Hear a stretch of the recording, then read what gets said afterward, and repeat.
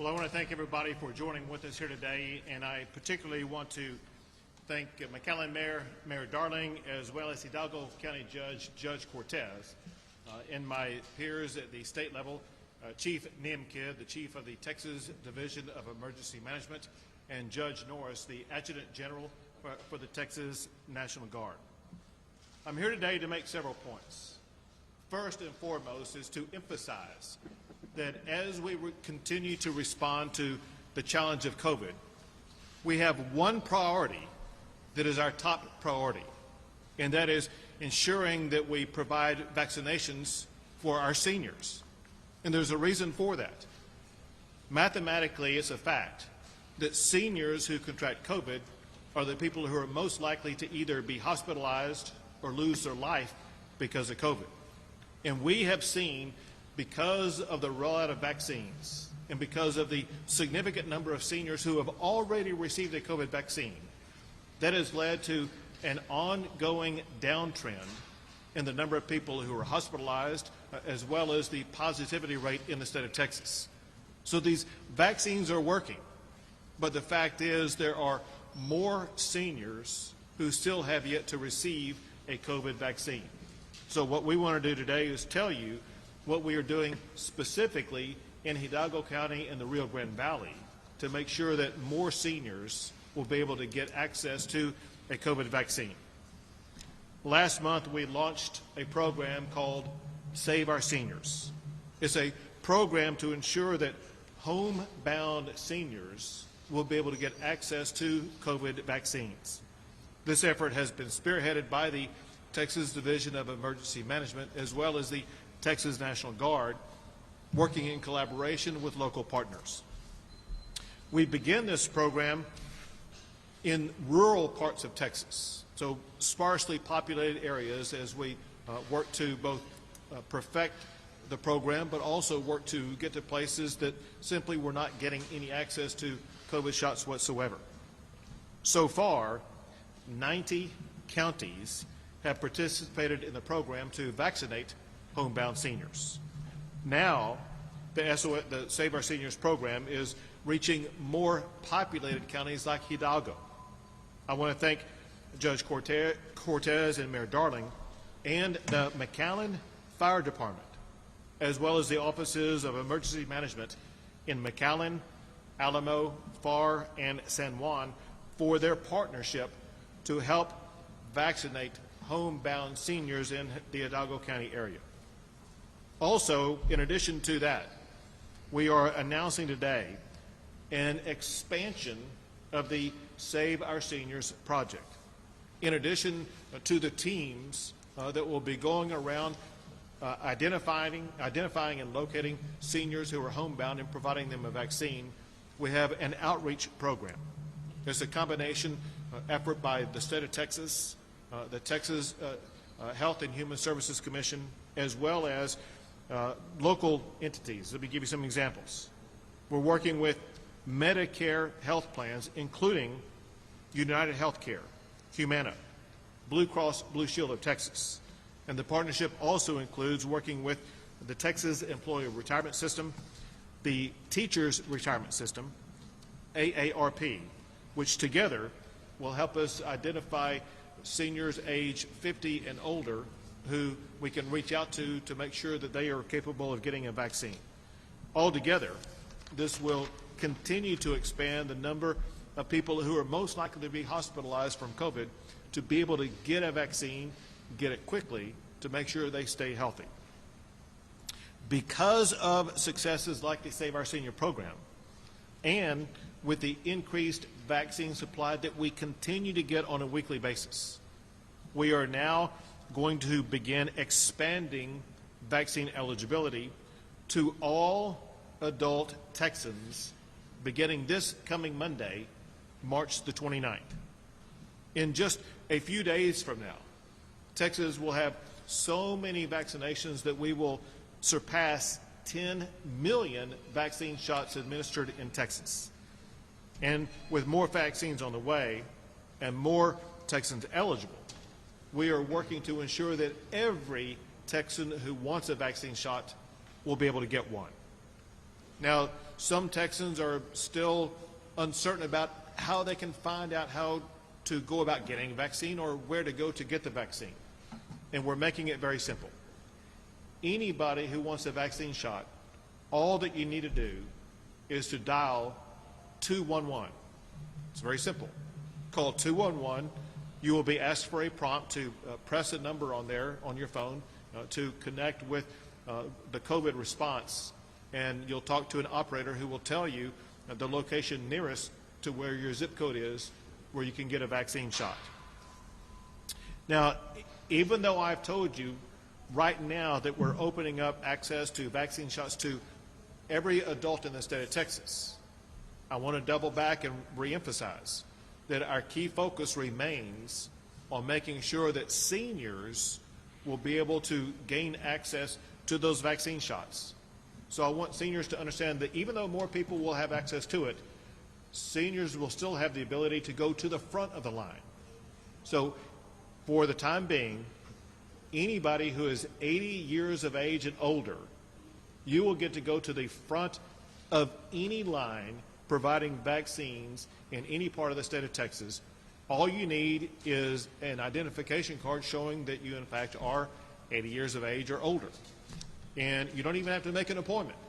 Go to any location that's providing vaccine shots and you will be able to go to the front of the line to get your vaccination. That's how important it is to make sure that we get everybody who's age 60 and older a vaccine shot. Again, I want to thank our partners today, the City of McAllen and the County of Hidalgo, as well as partners like that we have throughout the entire state of Texas for working with us to achieve our common goal, and that is to reduce hospitalizations and fatalities from COVID by working to provide more vaccinations to more seniors across the entire state of Texas. Next, I'm going to pass it over to the Chief of the Texas Division of Emergency Management, Nim Kidd. Thank you, Governor, and I want to take a moment to thank you for the clear direction you have always given us as it relates to COVID-19 and the disasters that we've worked together. Taking care of our seniors is our #1 priority because they are the ones that are most vulnerable. They're the ones that were most at risk being hospitalized and death. And we've worked very hard to do that. The teams at the local level have been phenomenal. The state agencies in response to this, not just our division, but the Texas Military Department, the Texas Forest Service, AgriLife, Engineering Extension Service, the Department of Public Safety, all of the state agencies working together at your direction to focus on this task. I'm happy to say we're going on a second round of some of our nursing homes right now because in the early days there was a little bit of hesitation by some people that didn't want the vaccine. Health and Human Services Commission has contacted all of their facilities. 881 of these facilities say that they have about 24,000 people that now want the vaccine or that maybe have moved in after we started doing this. Our focus is laser on them, Governor. It's to go and get those vaccines in the arms as fast as possible. And I couldn't leave here without thanking one of my very dear friends, Director Eddie Olivares from the Hidalgo County Public Health Department. Eddie's been a tireless champion of this. He's a friend of mine. He's a mentor to me. And I want to thank the mayor and the judge for supporting him through this process, Governor. Thank you very much. And next, a key partner in all of this is the Texas National Guard. And we have with us the Adjutant General, Tracy Norris. Thank you, sir. First of all, I'd like to say that we have over 2,800 soldiers and airmen currently in our COVID-19 mission. Behind me, I have Major General Tom Seltzer. He is the dual status commander for our COVID-19 response in support of Department of Emergency Management. And what that means is he also commands the 508 active duty soldiers or Navy that are here helping with the vaccine in 3 different places. Currently, we are also still working the resource areas where we're storing PPE for the hospitals. We're also still in the food banks for the COVID-19 response. And also, very quickly, as the governor expands this program for the seniors, we'll also be expanding our forces in support of what's needed at the local communities. One other thing I'd like to do, I'd like to reach out and really thank the employers of our National Guard soldiers and airmen as they're on this mission. They've been on this mission since March of 2020, as well as all the others in the other agencies. And also I want to thank their families for the support they're getting, because a lot of us that are on the response have been staying away from home for a while. And again, just lastly, I'd like to say, sir, that we're Texans serving Texas. Great. Thank you, General. Let me just close with this point. One thing that we have begun to observe is a decrease in demand for COVID shots. And I can't put my finger on exactly why that may be, but let me address a couple of issues. There could be some hesitancy by some people to get a shot, or there could be some level of frustration that there were people who were trying to get a shot and they could not get in line. We are working to address both of those issues by opening up more sites, as well as by going directly to where people live. We're trying to make it easier than ever before to make sure that you will be able to get your shot. If you are one of our seniors, you will be able to go to the front of the line without having to worry about getting logged into some website or anything like that.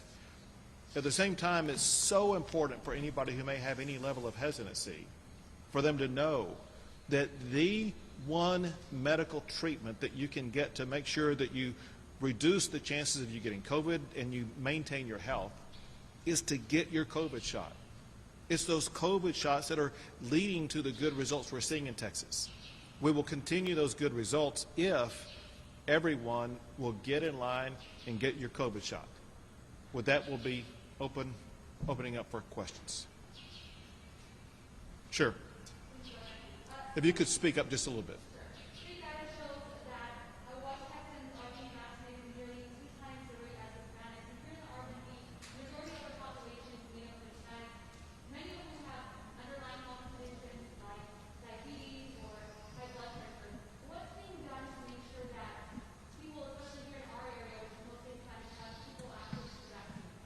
We are doing several things to ensure that people in the Rio Grande Valley, including the Hispanic population in the Rio Grande Valley, are receiving an abundant supply of vaccinations. One is Chief Kidd and I have worked to ensure that we are surging additional vaccines to the Rio Grande Valley to make sure that everybody who wants access to a vaccine will be able to get one. Second, we know that there's a set of population in the Rio Grande Valley that is homebound, that cannot get out. And that's exactly why we wanted to deploy this mission in the Rio Grande Valley, so we can reach those who are unable to go out and get a shot and make sure that they are going to have access to a vaccine, making sure that they are going to be able to have their health taken care of. Yes? Hi, good afternoon, Governor. You were here 2 weeks ago and you were talking about Operation Lone Star. Can you give a summary as to the number of DPS troopers that have since been sent to this area and your synopsis of how you feel the operation is going, any specifics as far as the accomplishment of people? Sure. So part of Operation Lone Star is the border surge that the state of Texas is undertaking to make sure that we fill the gaps that are left open when the Border Patrol is occupied trying to deal with the tremendous influx of migrants coming across the border. To achieve that mission, we've already deployed 1,000 Texas Department of Public Safety officers, and General, is it 1,000 National Guard? So currently we have 500. 500. And we're continuing to build. 500 National Guard, building up to 1,000 National Guard to ensure that we will be able to address the influx. And it's a challenge because, as you know, the numbers are large and continue to grow larger. And it's not just one location, it's multiple locations. It's not just the Rio Grande Valley. It's far to the west and north of where we are right now, going all the way to Eagle Pass. And the areas of Eagle Pass and Laredo are dealing with volumes that they say is unlike anything that they've seen in the past. As a result, our forces are not as full, to say it otherwise, they're thin in certain regions just because of the large-scale operations that are required. That said, we are meeting with great success in being able to deal with a number of migrants coming across. Despite our success in dealing with that, we have ongoing and increased frustration with the Biden administration because they're providing little advance notice about the new migrant centers they are setting up. And at those new migrant centers, they are built in haphazard ways, to say the least. And they're built in ways in which we are finding after the fact that significant percentages of the population in the migrant centers have COVID. And while we are working to contain COVID, we're seeing that in some of these locations, Carrizo Springs is one, Midland is another, where more than 10% of the population at those centers has COVID-19. So we're working with the federal government to make sure they step up and assume their responsibility to address those challenges. Yes? Thank you for being here this evening. I wanted to ask you, going back to the vaccine distribution, what is taking so long to get vaccines here to the Valley? So the issue that caused the greatest challenge in being able to get vaccines out was the lack of vaccines. We have found that we had the capability to administer 3, 4, or 5 times as many vaccines as have been administered.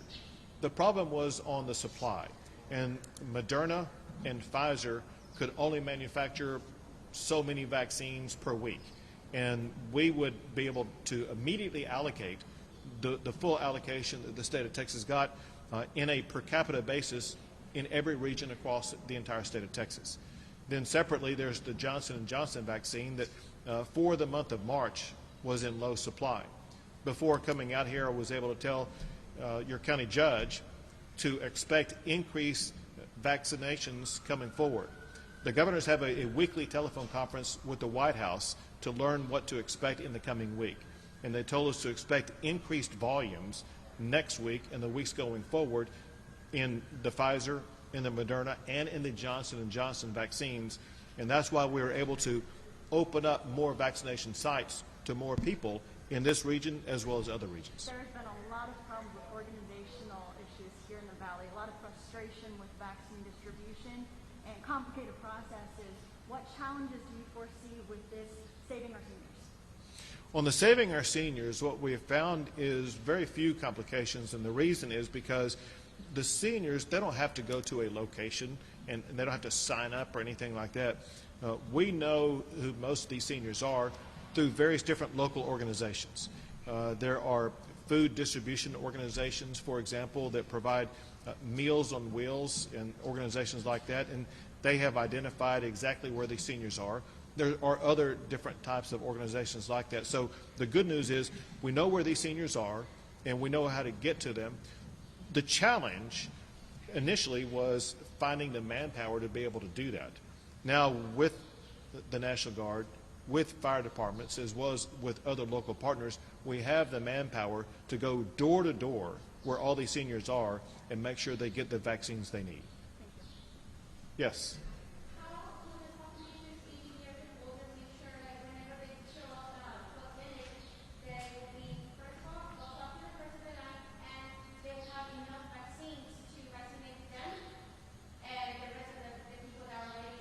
Sure. So very importantly, to clarify, anybody who is age 80 and over, they get to go to the front of the line of any vaccination center anywhere in the state of Texas. We are sending that message to all vaccine providers in the state of Texas to expect that. What the senior needs to have is some identification card showing their age, showing that they do qualify to go to the front of the line, and they should just walk to the front of the line, show their ID card to the person who is checking in all the people for vaccines, and let them in at that particular moment.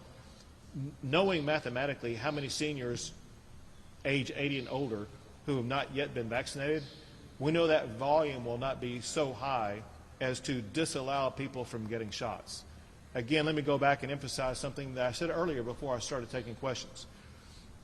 An increased challenge that we're seeing is not that we have not enough vaccines for the demand for it. We're beginning to see a decrease in demand for vaccinations.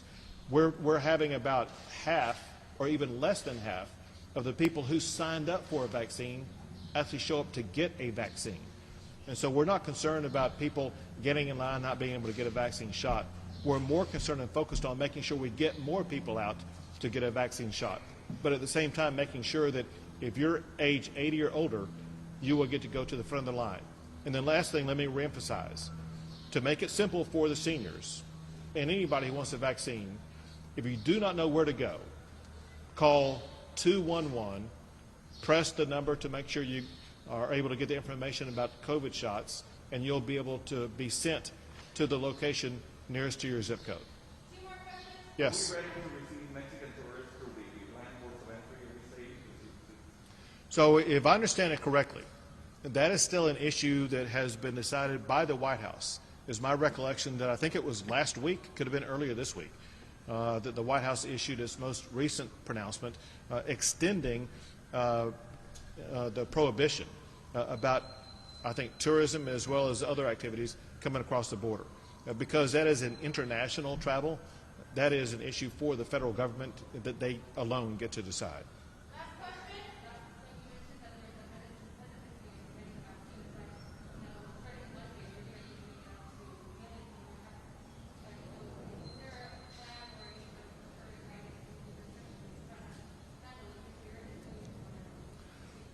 Right. So for people who are not 80 and above, because they get to cut in line, there will be a sign-up process. But I will tell you this very good news to help you understand why we do not expect to be overwhelmed with the number of people who will be signing up. As we begin this process, already the age group 50 to 65, well over a third of those people have already been vaccinated. Well over, or about 2/3 of our seniors have been vaccinated. And about 20% of people under the age of 50 have been vaccinated. And as a result, because of those high level of vaccinations, we think that we will be able to handle the number of people who will be showing up. Our greater sense of urgency from the state level, we have a lot of vaccines available to us as we speak right now. And those vaccines are not doing any good until somebody receives them. We want to make sure we get as many vaccines to as many people as possible in the coming weeks to make sure that we are able to keep down hospitalizations and keep down fatalities. Thank you all very much.